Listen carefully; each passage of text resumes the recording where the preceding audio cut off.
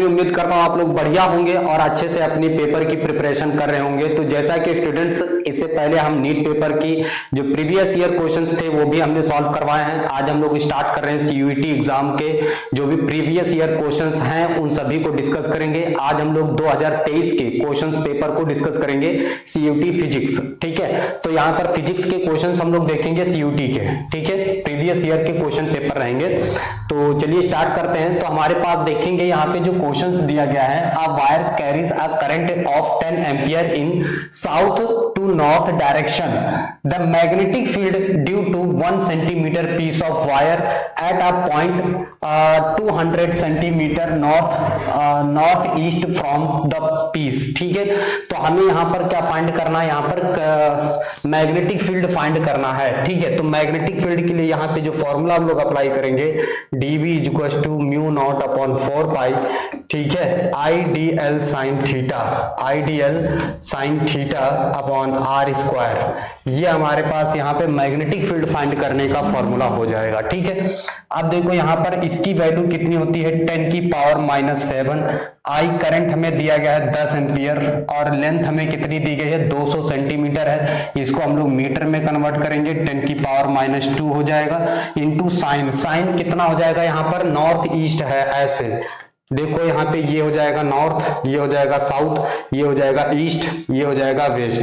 ठीक है, तो यहाँ पर क्या दिया गया, नॉर्थ ईस्ट लेंगे तो यहाँ पे ये कितना एंगल आ जाएगा, नॉर्थ ईस्ट में ये आ जाएगा 45 डिग्री एंगल। ठीक है, तो यहाँ पर हो जाएगा साइन 45।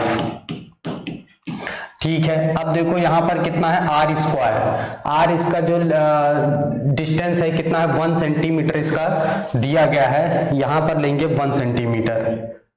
ठीक है, ये डिस्टेंस है आर, तो यहाँ पे कितना हो जाएगा 1 सेंटीमीटर, 1 इंटू 10 की पावर -2, और ये हो जाएगा हमारे पास कितना है, 200 सेंटीमीटर है तो 2 का स्क्वायर हो जाएगा। ठीक है, 200 सेंटीमीटर है, इसको मीटर में कन्वर्ट कर लेंगे 100 से डिवाइड करके। ठीक है, आप सुनो, इसको सॉल्व कर लेंगे तो 10 और की पावर -8 हो जाएगा इन सबको सॉल्व करने पर, और ये हो जाएगा 1/√2 और ये कितना हो जाएगा 4। ठीक है, तो इसको हम लोग डिवाइड करेंगे तो यहाँ पर कितना आ जाएगा, 1.8 इंटू 10 की पावर -9 टेस्ला। और इसको हम लोग राइट हैंड थंब रूल से देखेंगे तो इसकी जो डायरेक्शन आ जाएगी वो डाउनवर्ड डायरेक्शन आ जाएगी, डाउनवर्ड। ठीक है, तो 1.8 इंटू 10 की power -9 Tesla downward direction, option number हमारा 4 जो है करेक्ट हो जाएगा। ठीक है, आप लोगों को कैसा लगा, समझ में आया या नहीं आया, हमें कमेंट करके जरूर बताएं। हमारे पास एक लूप दिया गया है, the EMF and resistance in the given circuit. ठीक है, what is the current in the circuit, हमें यहाँ पे करंट बतानी है कितनी होगी सर्किट में। तो यहाँ पर एक लूप हमें दिया गया है, तो यहाँ पर हम क्या करेंगे, किरचॉफ्स लॉ लगाएंगे। ठीक है, क्या करेंगे, किरचॉफ्स लॉ लगाएंगे, अकॉर्डिंग टू किरचॉफ्स लॉ। ठीक है, तो यहाँ पर हम लोग क्या करेंगे, किरचॉफ लॉ लगाएंगे, किरचॉफ्स लॉ। ठीक है, तो एक क्लोज्ड सर्किट से है, हम यहां से स्टार्ट करते हैं यहाँ पर, तो E1 प्लस, इसके बाद इधर आते हैं तो यहाँ पर ये हो जाएगा हमारे पास 2 इंटू I प्लस, ये हो जाएगा हमारे पास कितना है, R 6 इंटू I प्लस, यहाँ पर ये कितना हो जाएगा 1.6 इंटू I माइनस, यहाँ पर E2 इक्वल टू 0। ठीक है, ये हो जाएगा। अब सुनो, यहाँ पर E हमारे पास कितना दिया गया है, 4.2 प्लस 6 2 8 9.6 I, ये हो जाएगा माइनस, ये कितना दिया गया है, E2 1.9 इक्वल्स टू 0। ठीक है, अब सुनो, ये दोनों इसमें से माइनस हो जाएंगे। ठीक है, तो 4.2 में से 1.9 माइनस करेंगे तो ये हो जाएगा 12 से 9 जाएगा तो 3 में से 1 जाएगा तो 2। ठीक है, तो ये उधर जाएगा, यहाँ पर हमारे पास कितना बचेगा, 9.6 I इक्वल्स टू, ठीक है, ये कितना हो जाएगा, इक्वल्स टू 2.3। अब सुनिए, यहाँ पर हम मैग्नीट्यूड हमें फाइंड करना है, तो I मॉडुलस कर लेंगे तो ये 2.3 अपॉन 9.6। ठीक है, अच्छा, इसके बाद ये कितना हो जाएगा देखते हैं, तो ये हमारे पास हो जाएगा 23/96। ठीक है, इसको डिवाइड कर सकते हैं क्या? 3 टाइम्स देखते हैं। तो यहाँ पे 96 और 23, तो 0 टाइम्स लेके जाएंगे यहाँ पे, तो ये कितना हो जाएगा? 0 और 23 पॉइंट लगाएंगे, 0 बढ़ा देंगे, तो 6 पंचे 30, 5 टाइम्स देखते हैं। 5 छके 30, 5 9 45, 3 48, ज़्यादा हो जाएगा। ठीक है, तो 3 टाइम्स देखना पड़ेगा। 3 6 18 का 8 कैरी 1, और 3 9 27 और 1 28। ठीक है, तो 2 टाइम्स में ही जा सकता है। 6 2 12 का 2 कैरी 1, 9 2 18 और 1 19।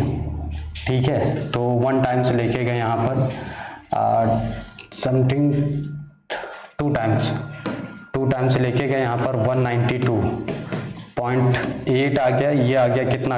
11 से 9 जाएगा तो 2 बचेगा। ठीक है, इसके बाद फिर से हम लोग क्या करेंगे? 2 टाइम्स लेके चलेंगे। कितना? 2 टाइम्स, तो 192। ठीक है, या 3 टाइम्स देखते हैं, तो 3 6 18 का 8 कैरी 1, 3 9 27, ज़्यादा हो जा रहा है, तो 2 टाइम्स ही लेके चलेंगे। तो ये आ जाएगा हमारे पास 8, और ये हो जाएगा 17 से तो 9 हो जाएगा। ठीक है, तो समथिंग ये 9 टाइम्स जाएगा। ठीक है, तो लगभग हमारे पास कितना आ जाएगा? इसकी वैल्यू जो है 0. ठीक है 239 समथिंग में इसको हम लोग कितना कह सकते हैं? 240 मिली एम्पियर करंट हो जाएगी हमारे पास। तो यानी ऑप्शन जो है हमारा थर्ड वाला करेक्ट हो जाएगा। ठीक है, तो इस तरह से इसको सॉल्व करेंगे, इसको आप लोग नोट कर लीजिएगा। फिर हम लोग बढ़ते हैं अपने अगले क्वेश्चन। पास क्या दिया गया है कि identify the wrong nuclear equation. कौन सा इसमें न्यूक्लियर इक्वेशन जो है रॉन्ग है? ठीक है, तो उसको हमें आइडेंटिफाई करना है। सुनो, अगर इलेक्ट्रॉन, देखो न्यूक्लियर रीजन में क्या होता है? इलेक्ट्रॉन रिलीज होते हैं। इलेक्ट्रॉन रिलीज होने से उनका मास नंबर क्या होता है? कांस्टेंट रहता है, मास नंबर नहीं चेंज होता है। न्यूक्लियर इलेक्ट्रॉन रिलीज,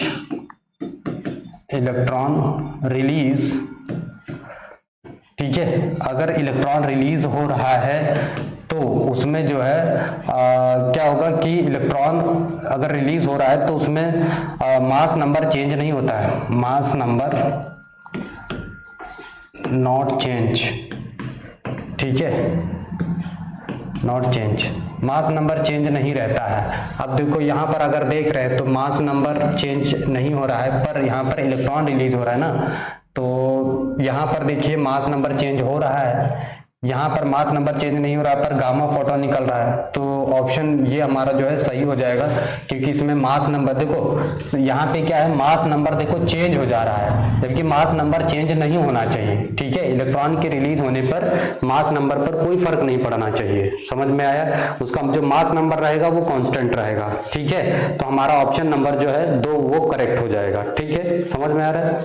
यहाँ पर देखो ना, मास नंबर चेंज हो रहा है, 210 से 211 हो जा रहा है, तो मास नंबर नहीं चेंज होना चाहिए। न्यूक्लियर रिलीज क्या गया है फिजिक्स में? कह रहा a spherical metallic conductor of radius 6 centimetre is held in air, the maximum charge it can hold if dielectric strength of air is इतना विल बी। ठीक है, तो सुनो यहाँ पे कैसे सॉल्व करना है इसको।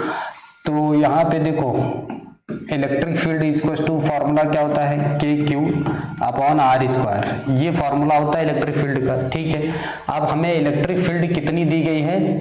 220 किलोवाट पर सेंटीमीटर। ठीक है, तो इसको 20 × 10³ वॉट पर सेंटीमीटर कर देंगे, ये हो जाएगा। अच्छा, इसकी K की वैल्यू 9 × 10⁹ हो जाएगा, इंटू चार्ज हमें फाइंड ही करना है। डिस्टेंस कितना दिया गया? 6 सेंटीमीटर है ना, तो यहाँ पर 6 रख देंगे, इसका स्क्वायर कर देंगे। अच्छा, यहाँ से Q फाइंड करेंगे, तो Q इक्वल टू ये कितना हो जाएगा? 36 × 20 × 10³ इंटू ये इधर में मल्टीप्लाई, ये आ जाएगा डिवाइड में ऐसे 9 × 10⁹। ठीक है, अब इसको सॉल्व कर लेते हैं। यहाँ पे कितना हो जाएगा?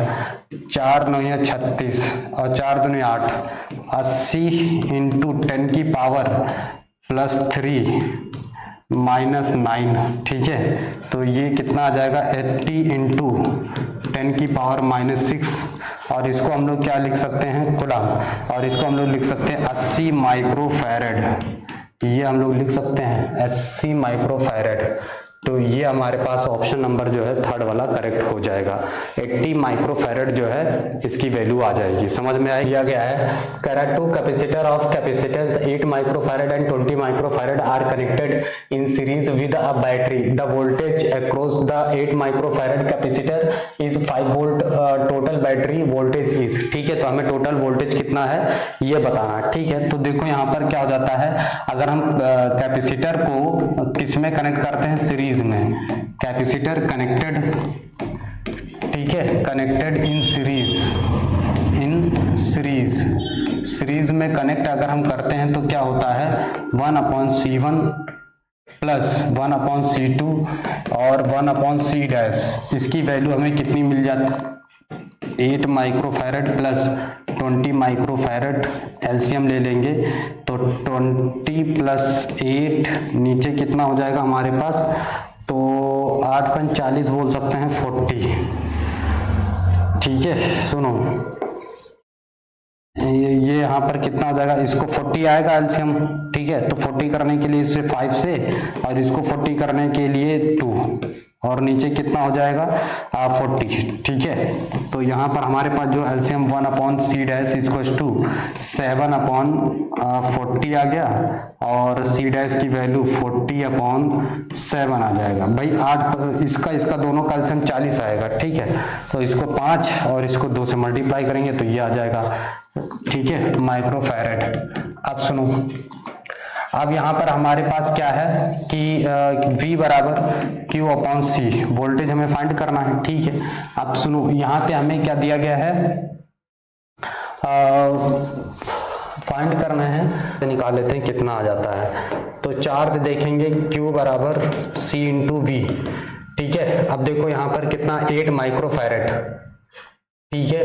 तो यहाँ पर कितना जा रहा है 8 microfarad, two capacitor of capacitance 8 microfarad, ठीक है। तो यहाँ पर 8 माइक्रोफैरड इंटू वोल्टेज कितना है 5, ये कितना आ गया 40 वोल्ट, ठीक है। तो V बराबर यहाँ पर आ जाएगा Q/C, ठीक। Q हमारे पास कितना है, तो Q हमारे पास आया है चार्ज, चार्ज आया हमारे पास, ये है चार्ज, कितना है कूलम, 40 कूलम अपॉन कैपेसिटर कितना है, तो C डैश की वैल्यू 40/7 आया है, ठीक है। तो V बराबर ये ऊपर पहुंच जाएगा, ठीक है, 40 इंटू 7/40, ये कैंसिल हो जाएगा, 7 वोल्ट आंसर आ जाएगा।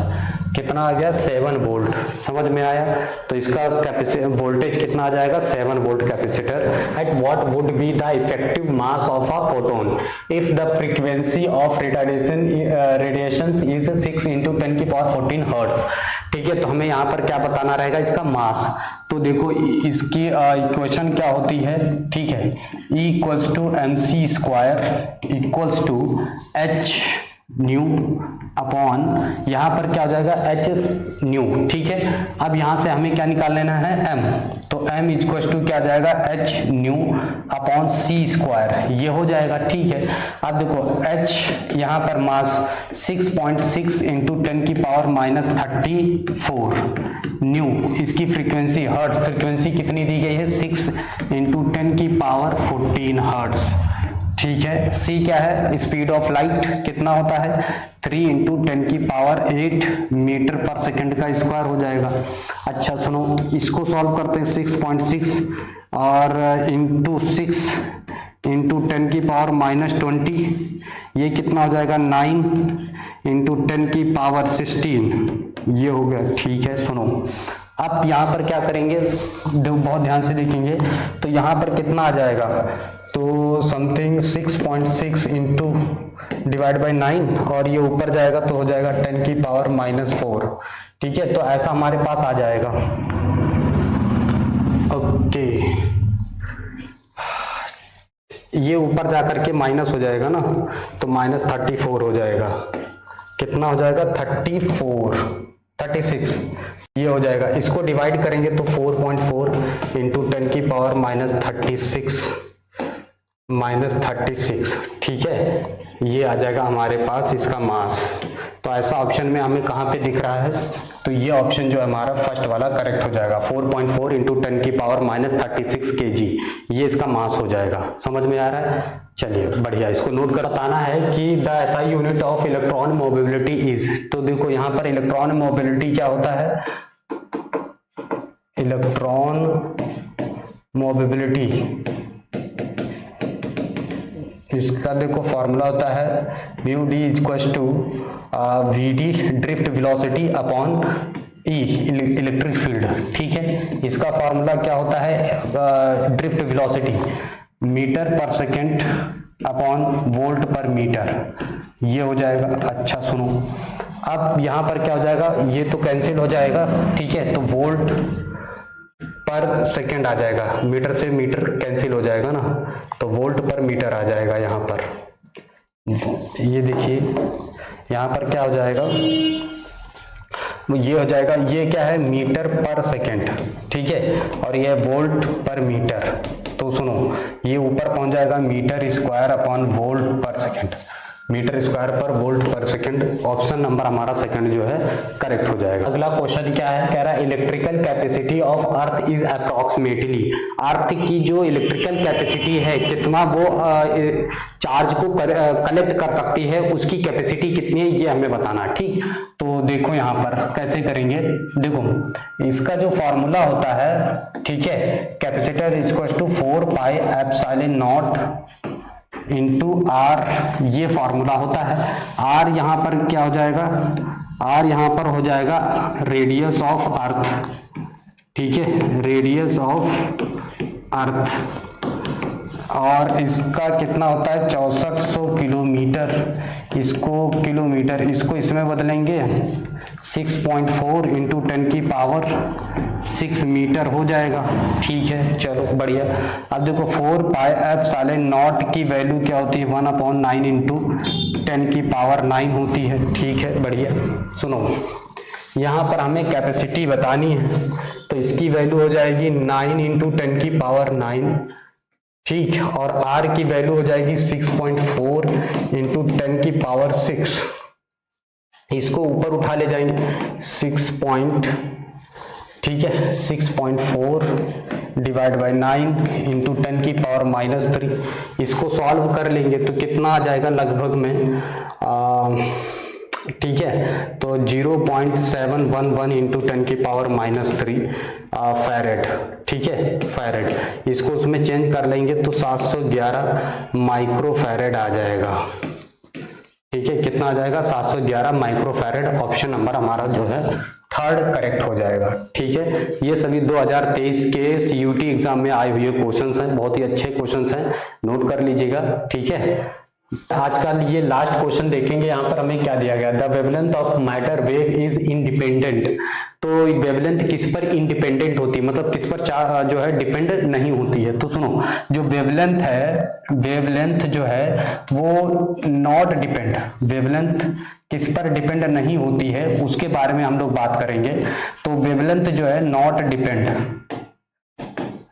ठीक है, तो डिपेंड किस पर नहीं होती है, देखो मास पर डिपेंड नहीं होती है वेवलेंथ, ठीक है, मास।